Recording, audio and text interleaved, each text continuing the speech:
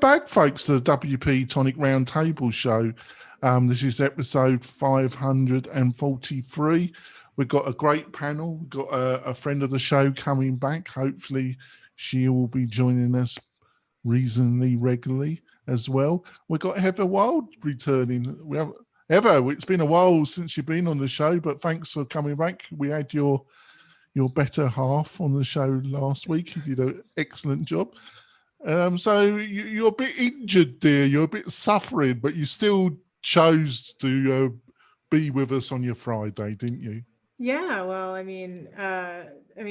just had surgery this week, and I'm still in the painkiller haze. So I'm interested to see what comes out of my mouth when I watch this back later. Yeah, so are we. You know, normally, last time I was on painkillers on this show, it was a very interesting episode. Sally and John still remember it, don't you, Sally? Mm-hmm. Yes. Yes, even fewer inhibitions than usual. Yes, that's saying something, isn't it? Spencer, would you like to quickly introduce yourself? Sure, Spencer Foreman from launchflows.com. And I've got Sally. Sally, would you like to introduce yourself? Yes, I'm Sally Getch, rhymes with sketch, the WP fangirl. All right, and I've got my friend John Locke. John, would you like to introduce yourself? John Locke from lockdownseo.com. And before we go into the stories of the week, I just want to talk about one of our great sponsors. That's Kinster Hosting. Kinster Hosting is a specialized WordPress hosting provider. If you've got a WooCommerce learning management system, anything that needs really great hosting performance, you should look at Kinster. They've been hosting the WP-Tonic site for the past 3 years. They're a great WordPress specialized hosting provider. You get all the performance of Google Cloud, technical knowledge of the highest level, reliability and performance. If that sounds interesting for yourself or for your clients, and it should do, go over to Kinster, have a look at their packages and buy one of them. And do the show a favor. If you do that, can you please tell them that you heard about them on the WP-Tonic show? So let's go into the first story of the week. WordPress contributors discuss launching an official block platform directory. What did you think of that one, Sally? Well, I think I like block patterns. I mean, you know, that they were a thing that we needed earlier on. Who doesn't? I used to, I used to fake block patterns out of reusable blocks, and then you have a huge collection of reusable blocks. And I think that since they now have a directory for individual blocks, a directory for block patterns would make sense. That, you know, you could integrate it the same way they did the block directory for adding them if you don't have them. It does make a lot of things, you know, and of course, this is one of Spencer's favorite objections to Gutenberg. It does squeeze a lot of stuff into a pretty narrow panel in terms of choosing them. But I think it's a good idea, and the more patterns are available to more people, the easier it is to, you know, get a site up and running quickly for all those many cases where you need a website, you know, to create it on a low budget in a short time period, and as long as it looks good, it doesn't have to be super customized. There we go. So Spencer, the man on the mission to update Gutenberg. So what did you think? What did you think about this one, Spencer? This is like being in a sort of I don't want to use the term abusive. That's not a fair word, but this is like being in a dramatic relationship. I don't understand why Gutenberg has to fight every single thing that everybody else before them has already established when it comes to metaphors. For example, why does it have to be called block patterns? Can't we just call it templates or layouts? Why is it that the drag and drop capability can't just really be drag and drop, but it's click, hold, something upside down, inverted? Why is it that they could just make their lives so easy if they would just give in to what everybody else has already done and just make it native to WordPress, right? Like when you drive on the highway, you expect in America, people are on the right side of the road and stopping at those red, you know. Oh, that's where I'm going. That's where I'm going, Ron. Yeah, I know, right? So it's like stop does not mean go faster. And in the same way, of course, a template library or a block pattern thing is a good idea. Of course, it makes sense if you could just drop the blocks on the page and save them as a group. Right now, it's 67 guesses as to how to make that happen. I've got to say to the listeners in the area, Northern Nevada, where I live, in my local area, they've been doing a lot of road construction, and they've installed a number of roundabouts. And it's been quite amusing to watch Americans having to Americans cope with the concept of a roundabout. I love roundabout. It's been very educational, actually. So, John, what did you think of this story? I'm going to leave Heather to last because I have no idea if she's got any idea. Firstly, what the hell we're talking about, and B, she's interested at all. So, John, what did you think of this? Yeah, block pattern library. That would be a good thing to have if you want this new editor to succeed, because that was the whole reason why WordPress got popular in the first place, was having the plugin repo and the theme repo. So I think it makes a lot of sense, because people who are just now coming to WordPress, who haven't been in it for like 6, 7, 10 years, they're going to need something like this in order to make it work for them if they're setting up a site. So yeah, I'm all for it. Anything to make this transition easier. Right, Heather. We're talking about the ongoing drama of Gutenberg. Have you got anything to say about it, or do you want me to get as quickly as possible onto the story? No, I do. So, like, I am someone, like, I hate the way that Gutenberg looks. I actually change it back to classic all the time. But I recognize that not everybody's a coder, and not everyone likes to get into like doing HTML or the, like, even like me going directly to the PHP and writing stuff direct like that. So I think that for the non-designers, the non-developers, like, blocks are great. And as far as like whether you should call them layouts or block patterns or whatever, I don't have a dog in that fight, but I think that it's always great to have a template gallery, because when somebody's coming new into design, I mean, I think it's beyond late that WordPress is doing this now. They should have done this a long time ago. They should have had this ready when Gutenberg was released. But yeah, no, it's only a good thing. Right. I would like to ask Allie. I'd like to ask Sally something. Mm-hmm. Since you seem to be the most familiar with Gutenberg, what is the logic? What is the response? Because again, I don't want to pick on the particular people who are volunteering their time, but like Heather just alluded to, this sucker's been out for what, over a year, right? Like, are they end of 2018, so almost 2 years. Are they actually sitting around debating what metaphors to use here? Like, are they literally confused? Because you can look at any of the major page builders, they all do the same thing, just different icons. But like an iPhone, every phone looks like this now. Are they really sitting there debating how they should achieve the how does a page builder work kind of metaphor? Because that's what blows my mind. It's one thing if you have a little aesthetic difference, like Divi is very heavy-handed and has lots of iconography and blah blah blah, whereas Elementor is minimalist. That's different. This is just like, hey, it's templates with widgets and save them inside of a library, and you just drag stuff around. Why is it so hard 2 years later to get to this when they're trying to say that this is the fundamental core thing? And I'm not picking on anyone, but like I went into this thing this weekend with a rant where to move the thing left to right, you have to click on the button that has up and down arrows on it and hold it.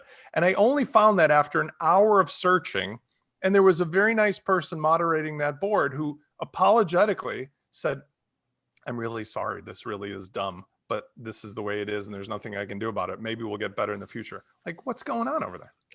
I'm not sure. I mean, I have not followed the discussions about, why they choose to name things. And my guess with, block patterns versus template is that WordPress already had templates and those were a different thing.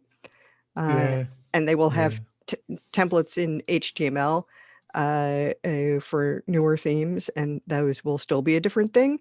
But it is, it does make the learning curve harder to use terminology that isn't familiar. The stuff like that idiocy with the drag handle. And I've seen some of the discussion that's gone back and forth between the accessibility team, which was incensed about it, and the editor team, which seems to be like, well, we're trying to make this sort of, very sleek, compact, toolbar, and we just couldn't fit everything in, and and we're not sure like how we can make that work. And clearly, like, people had not been thinking about that in advance to answer that question ahead of when they were rolling things out. And that seems not so unusual for the way WordPress happens, that even though people are in, in conversation often, sometimes the communication is a little bit lacking. Right, I'll let John close the thing. Sorry, but it's like, we talked about this a couple of weeks ago with UI and being clever and old people versus young people. And it seems to me like somebody there is trying to be so goddamn clever, because the biggest thing, if anybody's actually gone from cold, trying to use Classic, cold, trying to use Gutenberg, cold, trying to use Elementor or Divi, Gutenberg, just fundamentally, you can't even identify the places to click. You have to roll your frickin' mouse over a very small spot, and it's depending on 1 micrometer up or down, you get a different result. And then you have to click like the tool. But Spencer, you should be faithful to Gutenberg. You should be moving to these other platforms. Like I honestly had avoided it like the plague until this week when I had to do a rewrite of launch flows, and I was thinking of Sally the whole time. Not that I don't anyway, Sally. Of gee, maybe I'll make it that people actually want to use like Gutenberg instead of Classic. So I figured I'll make it compatible. And don't get me started with the JSON and all the other errors. Yeah, I think we need to move on before you go on one of your rants. So let's go on to story 2. Spencer ranting about Gutenberg edition of the right. Trump campaign site hacked. What we know and lessons learned. What did you think of this one, John? And it was, thank God it was Expression Engine. That's what I was going to say. What was his password? It was like MAGA 20 or something like that. It was like MAGA 2020 exclamation point. Oh, okay. Yes. I have to have that in there to make it a strong password. I mean, I'm not surprised. I mean, what can you say? Weak passwords. I have had clients in the past that have used passwords that are on the weak side because password. It's easy to remember. And even if you tell them like, hey, use a strong password, they go and change it because they want something easy and they can't remember it. And they don't want to use a password manager or anything like that. Yeah, I love this article by WordFence. And by the way, if you're looking for a company to clean up a hacked site, WordFence is a great one to use. But they examine kind of the probability of how this hack happened, and whether it was like low, medium, or high probability. And you're probably just somebody just sat down and just hacked it really easily. Well, like the person who hacked the Twitter account. Yeah. It was pretty obvious it was somebody that that had experience in that particular area. It wasn't it was script attack. It was somebody specifically spending a fair bit of time and a reasonable degree of determination to get in there. What do you think, Heather? What did you think of this one? Unmute yourself, Heather. You've got to keep this moving because we've got to end this before Heather's painkillers run out. Right. So, like I've actually been part of like a major security breach that had to do with social engineering. I mean, on the one hand, like it's funny to laugh at him for using an easy password, but on the other hand, like think of all the passwords that you use, and like, I'm sure you have at least one that is like easy like that. Actually, I don't, because I use 1Password. I might have, yeah, but I your might one have password. crappy usernames, which John will testify. But is the password that you use to get in? But my password passwords. that you use to get into 1Password easy to remember? Well, I can remember it, but it's 10 digits, and it's a Okay. mixture of letters, numbers, and something else. Okay, well, you're way better than most people, because there's people that have passwords that they share among their family. Because if they get into that 1Password account, Heather, they probably will. Because I'm old now, Heather, absolutely. and my memory is going, Heather. My 1Password probably knows more about me than I actually know about myself at this stage of my life. I use my 1Password to remember what sites I was on, because, like, I mean, it remembers the sites for me. That's a pretty useful thing. But realistically, most people, like myself included, and I've been through a major security breach. Like, I mean, I have some passwords that like are purposely easy because like I share my Netflix account or something with. Oh yeah, I have a password that I use on these accounts where I'm just trying it out, and I don't care, you know, if somebody hacks into it. But if I'm ever going to use it or pay for it, I change the password and I use 1Password. But when I'm just trying something out, I just got a really weak password for that. But I don't use that for my banking and the main thing, what a little tip, folks. Obviously, they want to get into your banking, but what they really want to do is get into your email providers, into your inbox, and then they can go and reset everything to their heart's content. So you want your maximum length password to be on your email accounts. Mm-hmm. Sorry, so Heather. No, I mean, but that's it. Like, I mean, it's easy to guess. Like, so this was a classic example of social engineering. All you need to know is a little bit about someone, and you can guess their passwords. Like, and with Trump, like, you know that the things that he talks about the most are like MAGA, MAGA, MAGA, and that that he's going to win. Oh, in 2020. I thought I misheard you, John. I thought mega. I thought you said maggot. No, Right. MAGA. So like, I mean, the number one thing for him is himself. So Trump, and then the next thing is MAGA, and then 2020. And like, so, I mean, like, figuring out like a variation of these passwords is pretty easy. So like, all you need to know is a little bit about someone, and then you can. And you hack away, don't you, until you get in. There you go. What do you reckon, Spencer? What did you think of this one? I mean, as far as the president's scenario in general, it's kind of laughable that he gets away with doing stuff that was the basis of his whole campaign about other previous candidates and other presidents. In other words, the do as I say, not as I do, extending into the password. I mean, that's just hilarious that the leader of the free world allegedly can get away with using an 8-digit non-hexadecimal password, let alone all the other stuff. I mean, that's just, think about it. I'm sure people have advised him not to do it. I'm sure, but I'm again, do as I say, not as I do. It seems to be the hallmark of this particular president.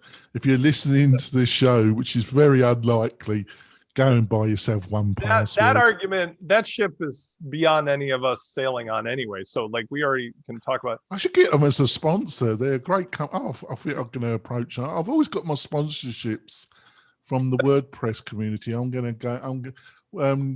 I'm going to try outside, actually. 1Password, yeah, they'd be good sponsor. I want to comment about that. The difference between using a password manager, doing a pattern, or two-factor authentication.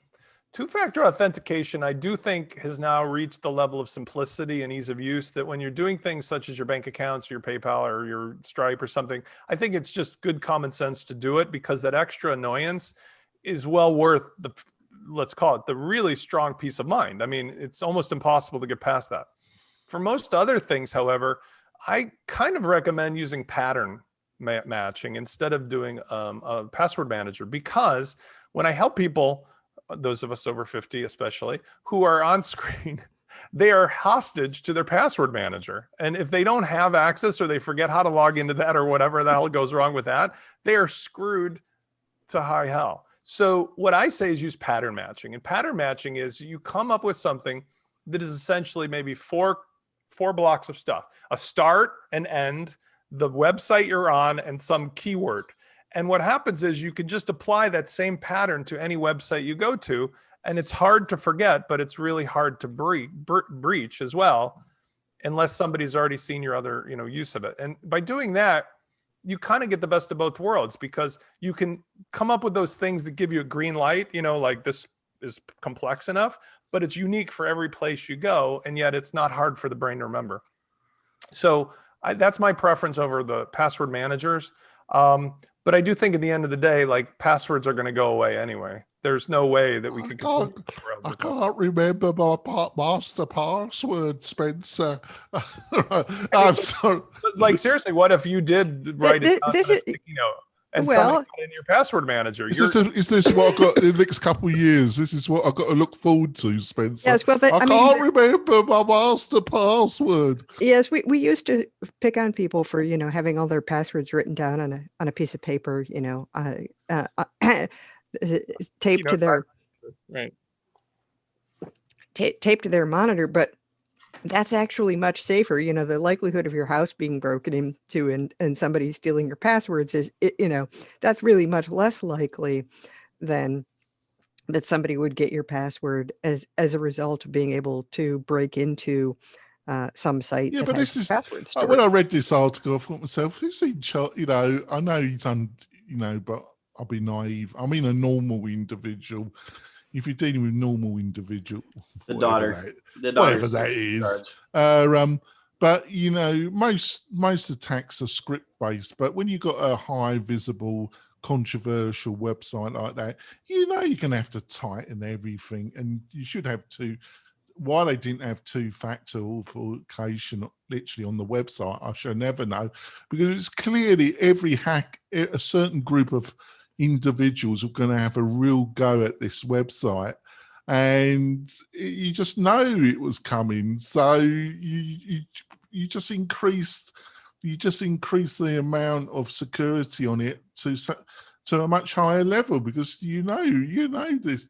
Otherwise, it's going to get hacked into. It is interesting because it's different, from most situations. As I've pointed out to a lot of clients, there are not too many people, unless you've really pissed someone off, there are not too many people out there who are aiming to get into your website. It's just that there are all these bots out there. Well, if you are somebody really famous, there are people aiming to get specifically into your website. Well, if you're I know a certain English podcaster that's upset a few people in the WordPress community, but you make sure his security on his particular websites are pretty high, but there we go. I think we're going to go for the break, folks. And when we come back, we've got some more stories to discuss. And we've got the fantastic Heather Wide back with us. She's a champion. The painkillers are still working. So hopefully she'll be back with us in the second half. We'll be back in a few moments. We're coming back. Only got a few two stories, but normally the biggest stories. But I think we've got some good ones. But before I go into the other stories, I just want to talk about our other sponsor, and that's Groundhog. Groundhog is a native CRM.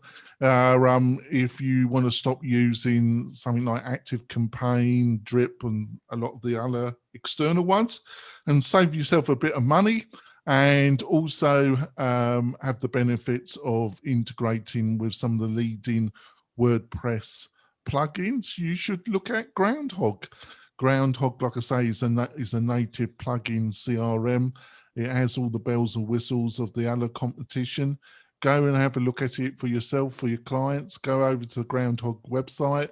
If you like what you see, go and buy one of their packages and tell them that you heard about them on the WP-Tonic show. So on to story 3. Media coverage in WordPress should take another route. What do you think of this one, Sally? Well, the story has come up again because apparently Pixel Grade has restructured its blog and taken all the dates off the posts, because we discussed this actually almost exactly a year ago. But it's showing up is in the headlines in all the newsletters and things as oh, look, this just came out. And the thing is, the point hasn't changed, that if you are a company that makes products like Pixel Grade is, and you want to have, to advertise on a site, you'd like it to be a site that has, reasonable quality stuff, but that what's happened is basically we have all kinds of news sites that are pretty much just collections of affiliate links and reviews, and not very high quality. And it's a suggestion. But that's what Google likes. Well, it often is. I mean, this is the thing, is this is what, it gets rewarded enough that people keep doing it. And I have seen a lot. I mean, the WP content aggregator, which is, supposedly a replacement for managedwp.org. I miss that. I used to get a fair bit more. I don't think it's especially curated, although it lets people vote on stuff. And most of it is really just,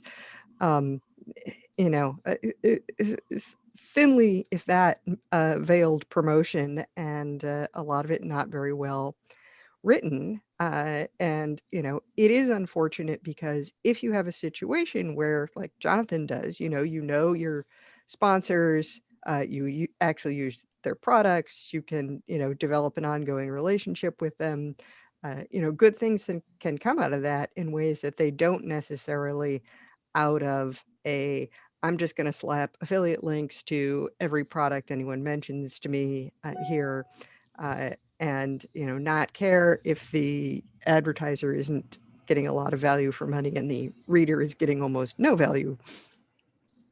What did you think of this, Eva? So, as an author, like I have a lot of articles that I put on sites, and I actually prefer real content.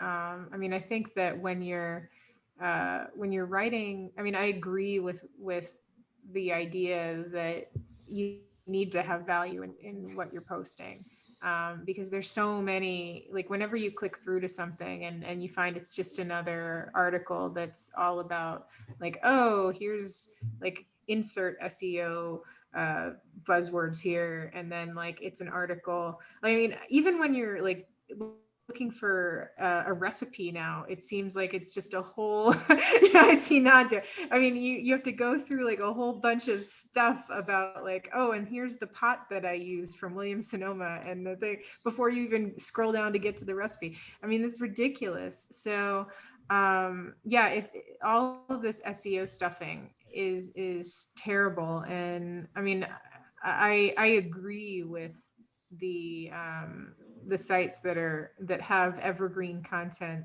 that doesn't need to have all of this stuff that's not playing the SEO game. Like if people know that this is valuable, they'll go to it, they'll find it on their own. Yeah, it's kind of, I'm going to put this over to John, but I'll just say this.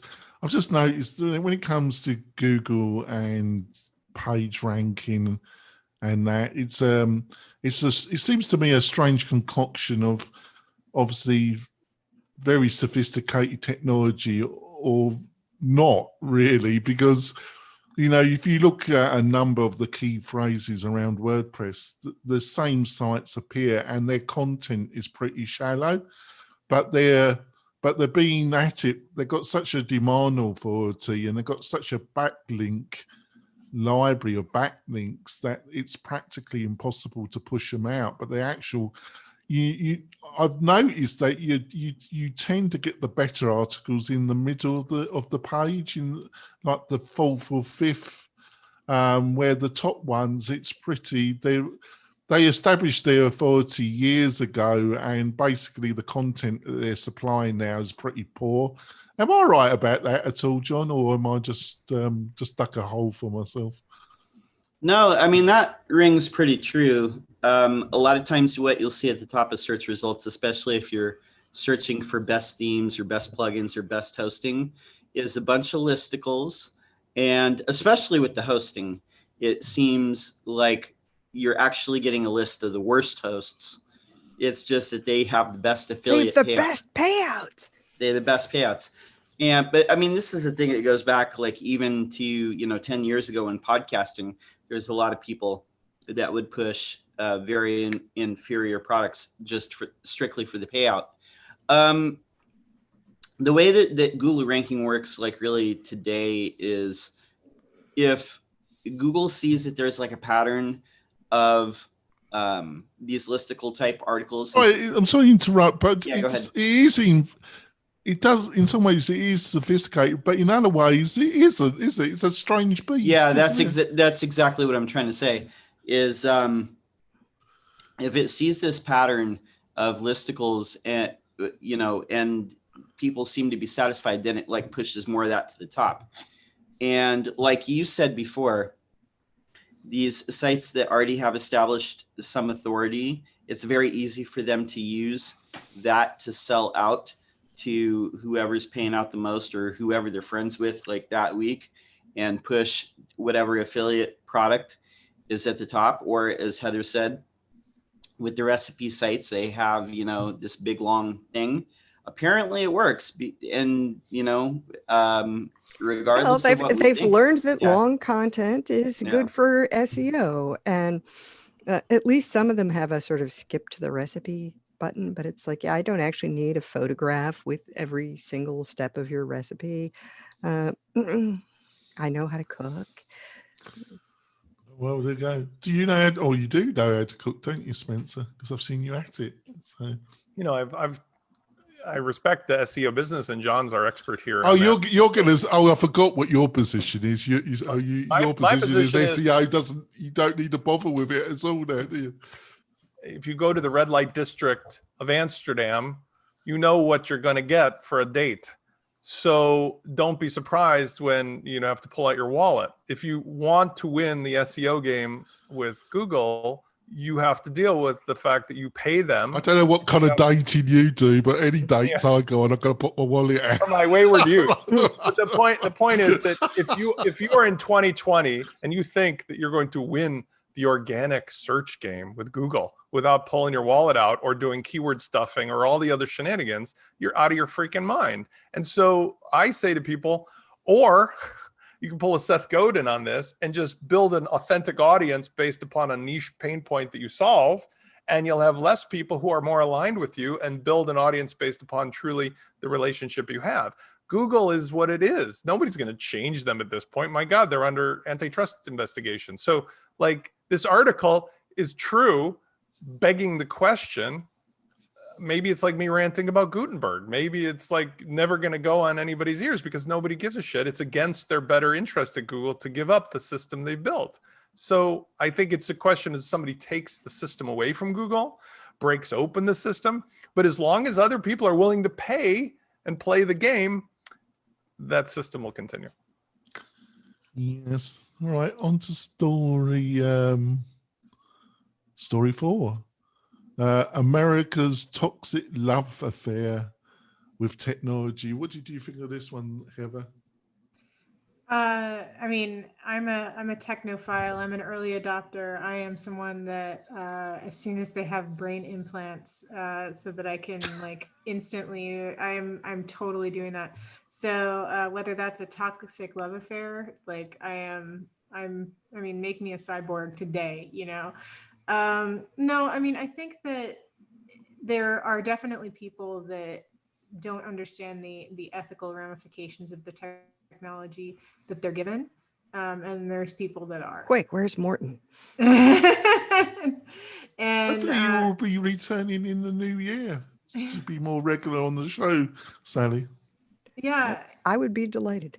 Cool. And like but the thing is that that's always been a thing. I mean, like go back to Galileo, and this is kind of what the article touches on, what the book that this article about touches on, that like anytime a new technology exists, there's people that are like, quick, burn it, it's a witch, and then there's other people that are like me that like are willing to test it out, to to understand what this is, and to just go forth and like help explore and expand the understanding. Yeah, it's a strange. It's a bit like my reflection of what you just said. Really, Heather, is after reading the article, I've come to the conclusion, and I think it is a pattern, that some of the most fundamental technologies that have affected society the most in the past 70 years. And I was reflecting on my parents.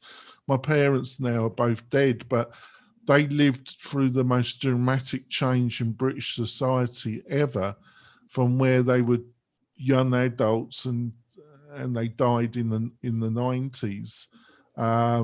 They saw more change in that period ever. But some of the most fundamental technologies that have changed society, like birth control or nuclear weaponry, or there's absolutely no discussion about. They're just kind of a group of bureaucrats or a group of elites, and it's just kind of thrown on society. So I think a lot of the political discussion that so many people get so hot and bothered about is really just fluff, really, and the fundamental stuff is never really discussed. What do you reckon, John? Do you think I'm on anything like that, or am I just waffling again?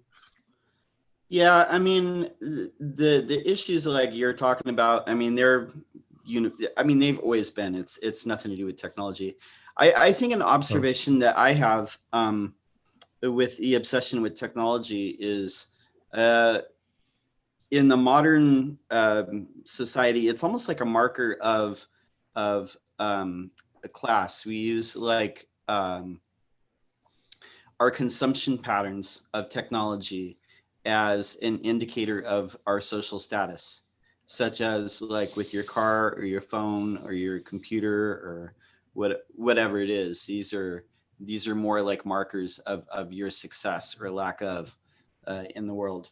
You know, mankind uses whatever technology is available at that time to do both good and terrible things. So I think that will continue into the future. So it's really, you got a really interesting point. I was listening to a English radio station first thing this morning, and because I like to keep myself up with home really a little bit, and like they were saying, Apple's sales of laptops in the UK in the last quarter had gone up by a third. But at the same time, a third of the population are using food banks because they literally, them and their families are starving. And the social welfare system has been cut back in the UK so much that they can't actually feed their families. And I thought, what a contradiction. One third, like, you know, Mac sales are up by a third, and then another third of the population can't even feed itself. I thought that's a bit of a contradiction. It just shows that and possibly some of them are the same people. Yeah, it could be, could it? Yeah, it could be, could it? You know, people are crazy, aren't they? Go on, Sally. I don't know. I can't make a living without a decent computer, but so it's you know, you can understand a conundrum. Oh, how is your Game Boy with 15 fans and 10 processors doing then, Sally? Reshkigal is doing very well. Thank you very much. And it's a bit of a beast, isn't it? Oh yes, she is something. Oh, she got a name. Ereshkigal is the Mesopotamian goddess of the underworld. I don't know. You God smacked me there. I don't know how to react to that, actually. I name most of my computers after deities. Right. Right, there so we go. The one downstairs is Ninciana, who was a Mesopotamian goddess of the dawn. Anyway, getting back to... Do you name your computers ever? I used to. I don't anymore, but I used to name them after moons, so planetary moons. So I had like Phobos, Deimos, things like that. I feel a bit lacking now. What about you, Spencer? Do you name your computers, or do you just kick them around, basically? All my computers have those voice activated assistants. So I have 3 girlfriends all around the house all the time. This one is Cortana. But we can't say her name too loud because Siri or Alexa will get jealous. So that's how it works around here. I don't need You have any a more, her situation.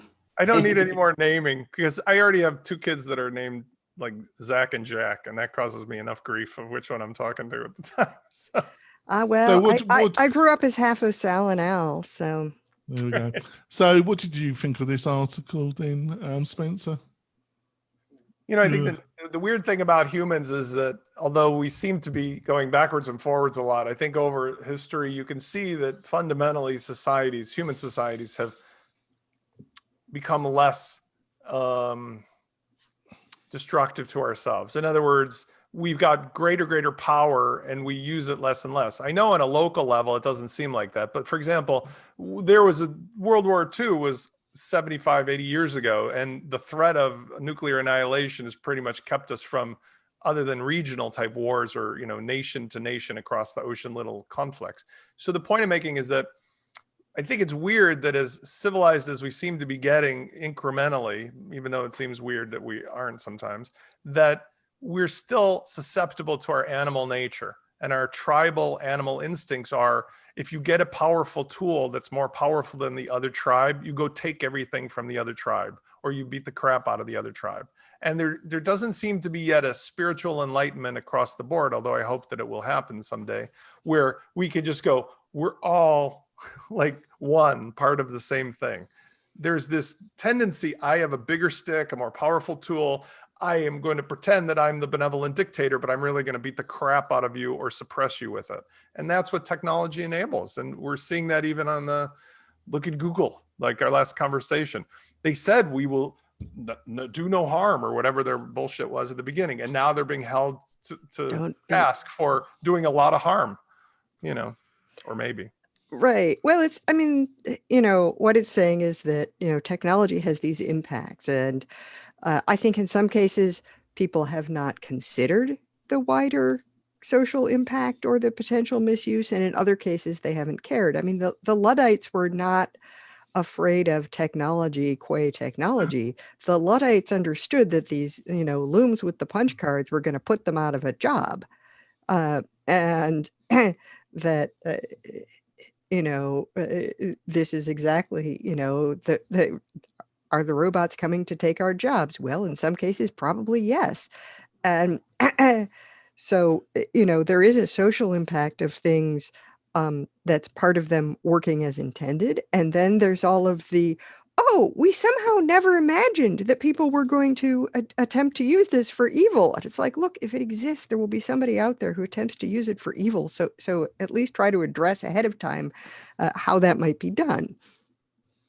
Yeah, I think you made some excellent points there, because especially about the looms, you know, they're kind of in the kind of narrative, the normal narrative about them is that they were backward and they were against modernization, and but the truth is they weren't. They were just they were just trying to fight for their their livelihood, because they knew they were going to be put on the scrap heap.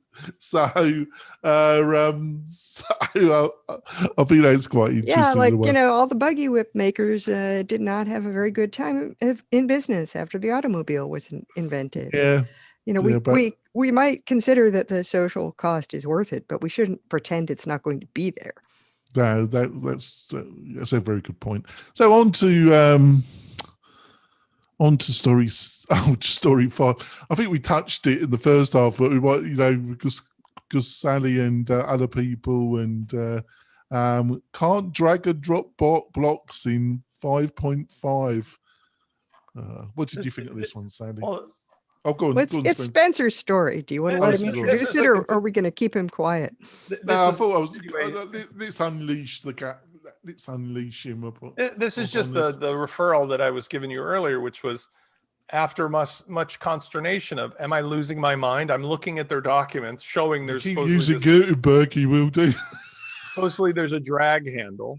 This was an article that can't drag drag and drop blocks in 5.5. And this is current as of a couple months and up to a week ago, where other more sane people than myself were saying, wait a second, I'm looking at your documentation, I'm watching the video, there's supposed to be a drag handle here. There's not. There's a thing with an up and down arrow, and supposedly you have to click something that looks like up and down arrows, hold it, then drag it. And at the same time, all those other limitations. And this is what I stumbled upon that let me know, like, oh my God, the last hour of my life was not for naught. It was wasted, but at least it was that I'm not crazy. I got validation that somebody thought it was a that good problem idea. is not you. It's quite interesting, really, Spencer, because I've got a major client that had their whole website redesigned in Gutenberg, and John helps me with the support and maintenance, and they seem to be reasonably coping with it, John, don't they? They seem to be using it without, we have to change the odd thing, don't we? But they seem at it, don't they? Yeah, they manage quite well. I mean, they have figured it out. You know. I think that the point I give. So I think it is old age, Spencer. No, this was a problem. And if you're using Gutenberg before, there was a drag handle there. It was clear what it did. And they took it away. And I too thought at first, we can't drag and drop blocks anymore. And it's the point of like controls that make sense, not because you've gotten used to the quirks. I am used to the quirks of, let's say, Elementor or Divi or something, and I can work my way around the quirks like Speed Demon. It's that you're making something new as the default in a world where people shouldn't know the secret 3-finger twisting motion to the left at 90 degrees on a Tuesday is how you get to your home screen. And they're trying to say it's better and easier and blah, blah, blah. And I'm simply saying, the guy it's no fault of his, this guy, Marius, who's the moderator, his explanation was, again, nothing to do with him. The drag and drop is available by clicking and holding down on the up or down buttons for a second.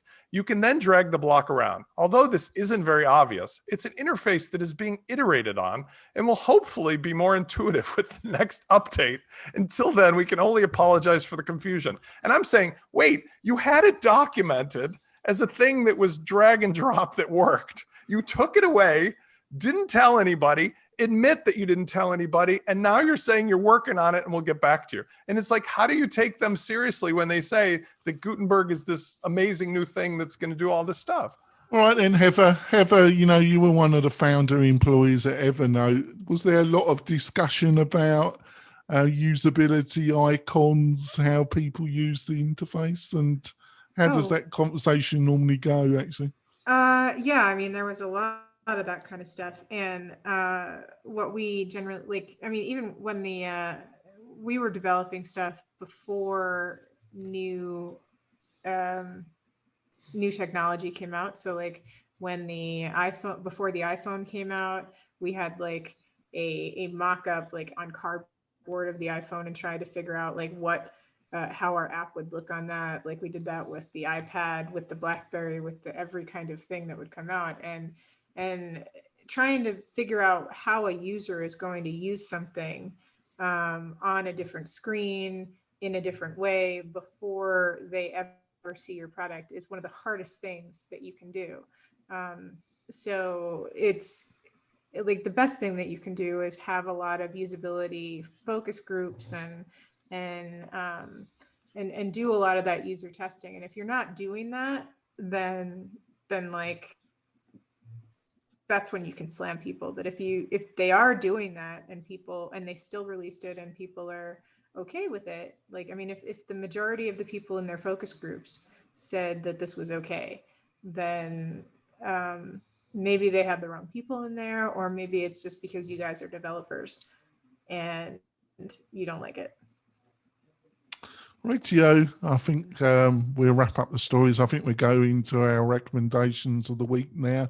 I'm going to recommend a new player in the native WordPress CRM system. I've looked at it a little bit. Obviously, we've been pushing Adrian's Groundhog, but I think competition always helps in pursuing excellence. So it was great to see that there was another serious player entering this field, because until about a year ago, there was hardly anybody in the native WordPress CRM market. And the project I'm talking about is Fluent CRM. You know, go and have a look at it. It's a new play. It was launched about a month ago. Have a look at that, and also have a look at Adrian's Groundhog as well.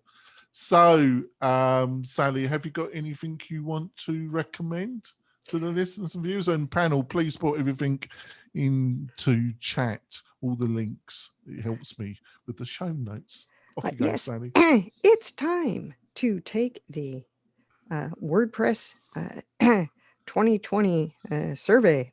And you can also read the results of the 2019 survey. This is what Matt uses in his State of the Word to talk about basically what's going on in the WordPress world.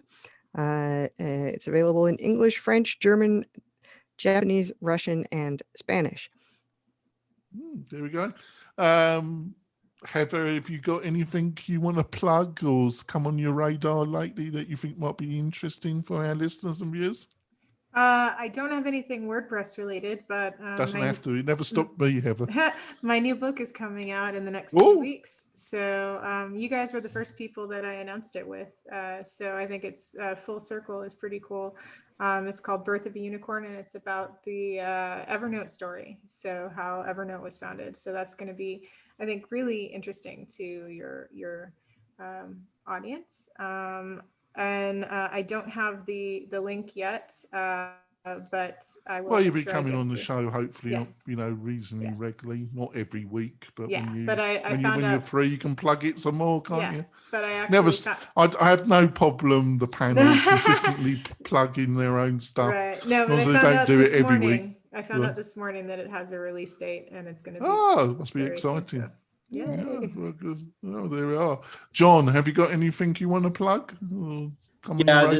This is a video that I've seen. This is kind of a shorter version of a talk that this same person gave, Jeffrey Robinson. He's given another talk called History of Racism in America. This one was a shorter version. It was about 1 hour and 50 minutes. It's very enlightening.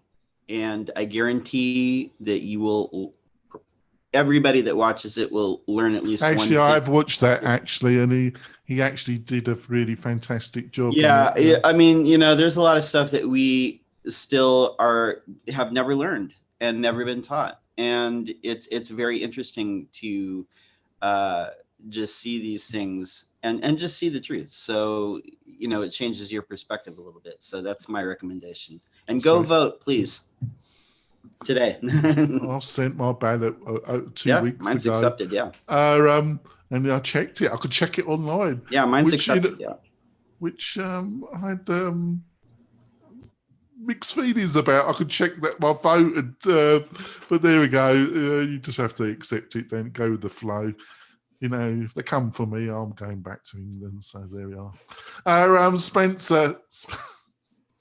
I'm trying to cross the Canadian. I use my English passport, British passport, across Canada actually. They're much nicer than Americans anyway. Spencer's shit. I'm gonna get some email. Spencer, got anything you want to recommend? A good article by Kristen Wright over at iThemes, WordPress Caching, the Essential Guide. And it was good because I think caching is the #1 thing that people do not understand. And they also suffer the consequence at the same time of the bad things that it can do to the behavior. Also the good things if done properly. Yeah. But in 2020, especially anybody who's running a dynamic website, which means WordPress with WooCommerce or with marketing automation or something that is constantly changing, cannot just go in and slap haphazardly put on. I like that. That's a great coinage. Right. You just have to think through it. In particular, most of the time, the rule is if the people are logged in, you don't cache them. If they aren't, then you can, because caching is like a Polaroid picture. And if you're buying something and you have a Polaroid picture that doesn't look like anything has changed. It's sort of like watching Back to the Future, and you're waiting for the the photo to fade into something else. So this is a great article to explain the basics. But my goal is for anybody to understand, when in doubt, do not cache, because it's being thrown at people by default these days. And I think a lot of people are coming to us with problems that I go, oh yeah, I see you got Rocket Cache enabled. Do you want to turn that off for a second? Oh, magic. It worked. Well, so, we obviously I'm in a support. We support over 100 websites now of different sizes and that. So but the two things that often come up is plugin conflict and caching. They're the two that are consistent in the stories of woe that I have to listen to and deal with on a daily, weekly, monthly basis. If you're having a really weird problem, blame caching. It almost is always, and the problem with caching beyond the obvious is that there's multiple types and layers. You've got CDNs could be involved, which are content delivery networks, which are holding your images in between you and the server. You've got the browser cache. You've got things at the server level like Varnish or PHP cache or mem cache. There's lots of layers here. And if you have a host who is non-cooperative, and ironically, that even includes WP Engine, where they just don't tell the kids on the bus where the driver's going. They're not that cooperative. I would say Kinster reasonably. No, I'm saying uncooperative. In other words, I'm saying if it's not transparent to you as the site owner, whether cache is on or not, you could really go in circles for quite some time with behavior that it's impossible to track down because it's not consistent between page to page to page. So again, this is something for anybody who's curious about what am I talking about, or what should I do to make my site faster or more performance oriented. Rather than worrying about the size of stuff and your imagery and all that, which is still important, look at the caching setup. And if all else fails, remove it, get the site set up, and then once you know what's supposed to happen, then you can thoughtfully apply caching in certain spots and certain areas. But even then, today in 2020, we are in a land and a world of abundance where even the simplest phone can get 50 megabytes of download off of typical cell phone speeds. So caching is a legacy of a couple of years ago when we were all on really slow connections. And now, I'm not saying it's not an issue, but it's not the primary thing you need to do on a brand new site or a site that's under development. Yeah, I would agree with you there. Right. Go on, yeah, no, well, not while you're building it, but there are still lots of places where one does not get a good connection. And so you have to think about, who am I aiming at that's going to be seeing this? For sure. I mean, but like what I agree with Spencer is when you're building or starting out, you want to keep things as simple as possible and then build on top. If you don't understand, and like I say, a lot of it is that. This is why things like Cloudflare have the developer mode. Like turn off the darn caching for a while so I can actually see if my code has made any difference. And this applies at the plugin level too, or even the page builder. So I have very smart people who come to me with their business ideas. And the first thing I see them struggling with is, like, for example, Chrome has a free plugin, there's many of them, an extension that will automatically clear your cache every time you reload the page or you hit a button. Many of the people I see are very smart business people come in and they're just unclear as to why this thing that is so transparently right in front of them isn't doing what it's supposed to.